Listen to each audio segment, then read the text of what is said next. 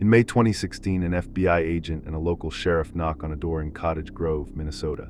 They were searching for 43-year-old Amy Allwine. Her husband, Stephen Allwine, answered the door. He informed officers Amy wasn't around. They left a message. The couple needed to come to the police station for a talk. As law-abiding citizens, the request didn't raise much of Stephen's eyebrows, or so it seemed. The following day, the couple visited the station and were ushered into a private room. FBI agent Adrian Skirk revealed a terrifying reality. A contract had been placed on Amy's head on a site called Besa Mafia.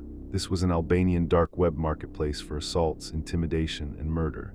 To maintain total anonymity, all payments were made in Bitcoin.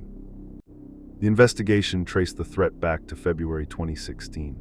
A user named Deacon had contracted Besa Mafia, paying roughly $13,000 in Bitcoin to have Amy killed. Deacon claimed Amy had stolen her husband and her business.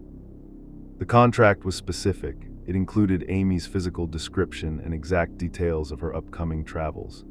The hit was to be executed on March 6 while she traveled to a dog training competition in Chicago. The instructions were clear. The murder was to be made to look like an accident. The date for the Chicago hit came and passed, but Amy was still alive. Frustrated, Deacon went back to Besa Mafia, demanding to know why the job wasn't finished. The site's administrators stalled, claiming their hitman had been stopped by a police officer, forcing them to abort. But Deacon was persistent, changing the hit method to arson. Deacon sent new, horrifying instructions to kill Amy and burn the house to the ground. He even sent more Bitcoin when the site pressed him for more money. Yet the fire never came. Police eventually informed the Allwines that Besa Mafia was a massive fraudulent scheme.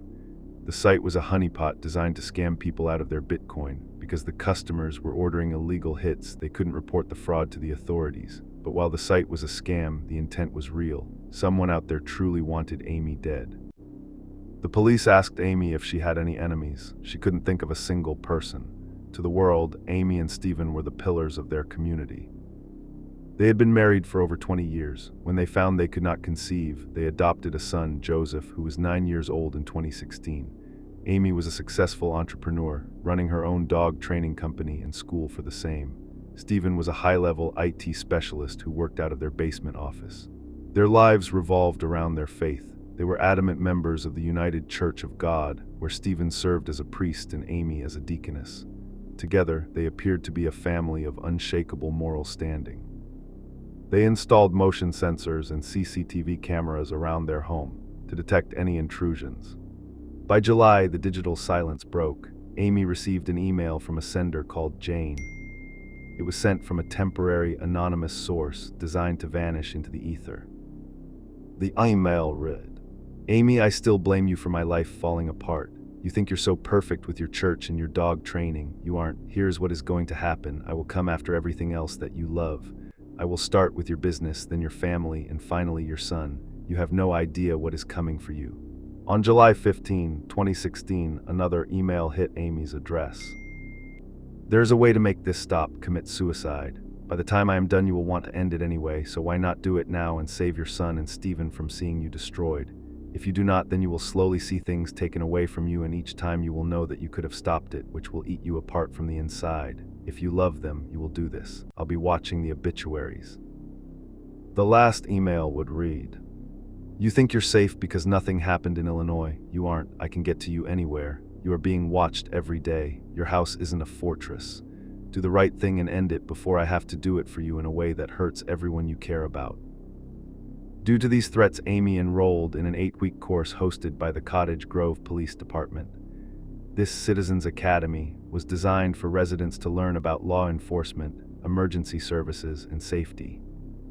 On November 13, 2016, Amy spent the day at home preparing pumpkins for pies. She made lunch and the family of 3 enjoyed their food. But shortly after, Amy complained of dizziness and a strange fog in her mind. Her father stopped by for a minute and was informed she wasn't feeling well. She chose to lie down and sleep it off. After some time, her father left. Later that afternoon, Stephen reached out to Amy's father and asked him to come back to pick up Joseph. Stephen claimed Amy's condition was becoming severe and he wanted to take her to see a doctor. Joseph was picked up by his grandfather and they departed. However, no doctor's visit occurred. Around 6 p.m., Stephen went to pick up Joseph from his grandfather's house. The two stopped at a restaurant and had dinner together. By the time they reached home, it was around 7 p.m. Jumping from the car, Joseph ran into the residence, but what he came upon was not only soul-crushing but life-altering. Stephen stepped in behind him and immediately called the police, claiming his wife had shot herself. 911, what's the address of the emergency? I think my wife shot herself. There's blood all over. Shot herself with a gun? It looks like it. Does she still have a weapon? I don't know. We just got... Did she shoot herself? I don't know. I just saw her in blood. Okay. Do you see her right now? No, I'm with my son. Sir, do you know if she was breathing at all? I don't. Okay, We just got from dinner. Okay, would you like to check on her and see if she is, or do you believe that she's beyond help? Stay there for just a second. They want me to go check on her. Hang on. Okay. She's not breathing. I can't tell where she's shot. I don't know. I don't know. I don't know, bud. We're gonna remarry. I don't know, bud. Are there any other weapons in the residence, sir? Yes, there's a shotgun in the room. Okay, is the shotgun the one she has? No, she had a handgun. Is it just you and your son home right now? Yes. Okay. Stephen, are you able to just step out of the home with your son so that my officers can see you when they pull up? Yeah. When police arrived, they found Amy dead on the bedroom floor from a single gunshot wound. To the responding officers, including those who had taught Amy at the Citizens Academy, the scene felt wrong. The gun, a 9mm handgun, was found in Amy's left hand, but she was right-handed. Bloodstains on the floor appeared to have been partially wiped away before the 911 call was placed. An autopsy revealed Amy didn't die from a sudden urge to end her life. Her system was flooded with scopolamine, a drug known as devil's breath that renders victims helpless. Police collected evidence from the residence, including over 60 electronic devices, including Stephen's work computers, multiple cell phones, routers, financial records, and transaction logs. The police go on to analyze the evidence collected. Investigators discovered Stephen was leading a double life, being involved in multiple affairs. Since the United Church of God strictly forbade divorce, Stephen saw murder as the only way to cleanly exit the marriage and collect a $700,000 life insurance policy on Amy's life. Now Stephen was the prime suspect. Despite using the Tor browser to access the dark web, investigators found a Bitcoin address, a 34-character string, saved on his phone. When the FBI compared this to the Besa Mafia records, it was a 100% match to the wallet that paid God's hitman fee. Digital forensics showed that Stephen had used his home computer to research how much scopolamine it takes to knock someone out, and also purchased the drug from a dark web vendor, which was later delivered his doorstep. Using advanced data recovery, specialists found a deleted file on Stephen's MacBook Pro. It wasn't a sent email, but a fragment of a draft that used the exact phrasing found in the Jane emails.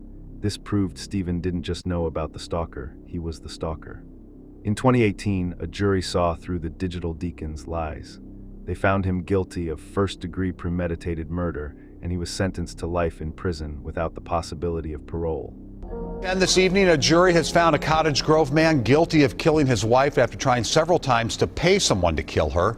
It took investigators several months to find evidence linking Stephen Allwine to Amy Allwine's death. After searching his many computers and phones, investigators say Allwine tried for months to hire a hitman on the dark web. That hidden network of websites requires special access. Tonight, a jury found Stephen Allwine guilty of first-degree premeditated murder. After his conviction in 2018, Stephen Allwine defense filed an appeal with the Minnesota Supreme Court, arguing that the trial court unfairly restricted them from presenting evidence of an alternative perpetrator. The court rejected this appeal, stating that the defense failed to provide a direct link connecting any other specific person to the crime scene. He was incarcerated at the Minnesota Correctional Facility, Stillwater, located in Bayport, Minnesota.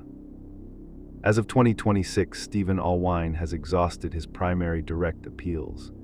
Unless significant new evidence or a constitutional violation is discovered, he will spend the remainder of his life in prison. Till next time, stay safe.